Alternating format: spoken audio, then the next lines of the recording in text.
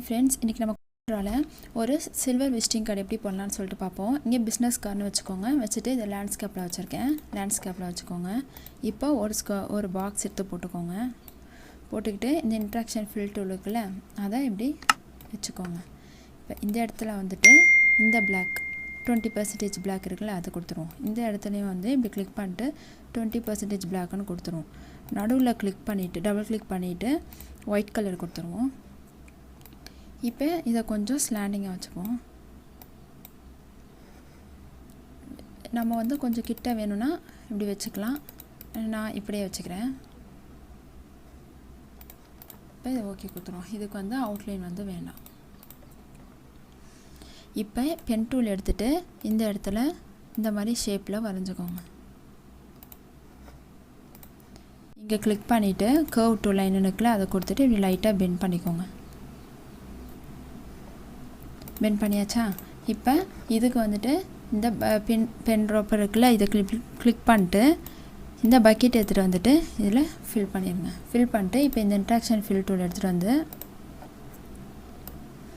நமக்கு எங்கே வேணுமோ அங்கே வச்சுக்கோங்க. ஒயிட்னா இங்கே வச்சுக்கிறேன், கொஞ்சம் க்ளோ மாதிரி வர்றதுக்காண்டி கொடுத்துட்டு இப்போ அதை அப்படியே Ctrl D எடுத்துக்கோங்க.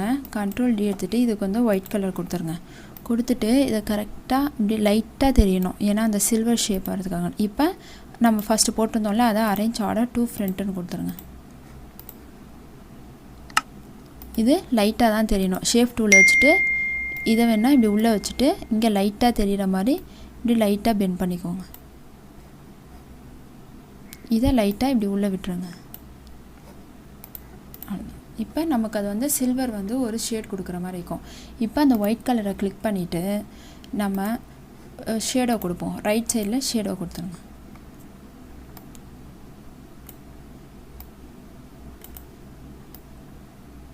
லைட்டாக ஷேடோ வர மாதிரி கொடுத்தாச்சா? இதை இப்போ அப்படியே Ctrl D எடுத்துக்கோங்க. Ctrl D எடுத்துக்கிட்டு இதுக்கு மிரர் கொடுத்துருங்க. இந்த இடத்துல வச்சுருங்க.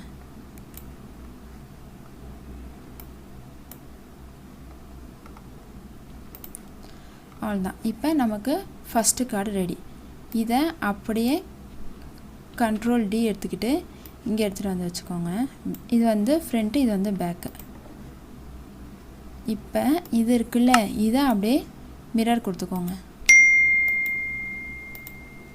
கொடுத்துட்டு வந்துட்டு இங்கே இப்படி கீழே வச்சுக்கோங்க, இதுக்கு கீழே. அவ்வளோதான். இப்போ நான் இங்கே வந்துட்டு ஏற்கனவே டைப் பண்ணி வச்சுருக்கேன்.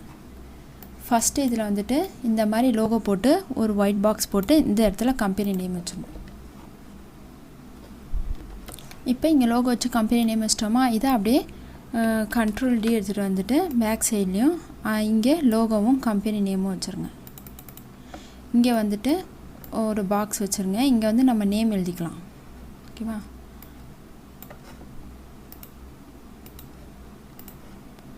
இதில் வந்துட்டு நம்ம நேமும் டெசிக்னேஷனும் எழுதிக்கலாம். நெக்ஸ்ட்டு இந்த இமெயில் மொபைல் நம்பர் வந்துட்டு இங்கே ஸ்ட்ரெயிட்டாக நம்ம அந்த அட்ரஸ் போட்டுட்டு வச்சுக்கலாம். கரெக்டாக வச்சுக்கோங்க, இந்த லைனுக்கு ஸ்ட்ரெயிட்டாக.